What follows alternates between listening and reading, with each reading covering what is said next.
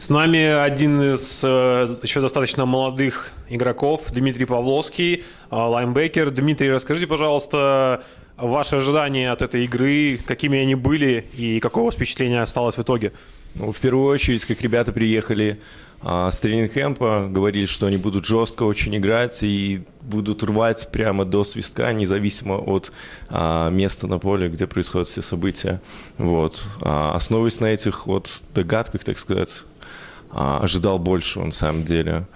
Возможно, это товарищеская игра, и ребята просто не хотели выкладываться, может, на 100%, а хотели, так сказать, сохранить себя, не травмировать. Вот, поэтому ожидал немного большего.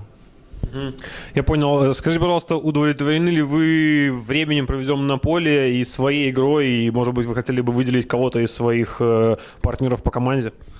Безусловно, время я провел замечательно. Это адреналин, это жизнь, это круто. Вот. Что касается лично меня, есть куда стремиться. Видны мои ошибки, то есть буду работать. Вот. Выделить хотел новичков, которые вышли первый раз, которые не побоялись, которые некоторые сделали там и захваты. Вот. Конкретно нет. Именно новички. Вот. Спасибо. Спасибо. И, наверное, последний вопрос.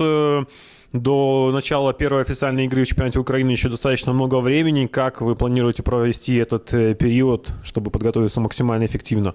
Во-первых, просмотреть все ошибки, которые были сегодня допущены, и работать. Большое спасибо, Дмитрий. Удачи вам в сезоне. Спасибо.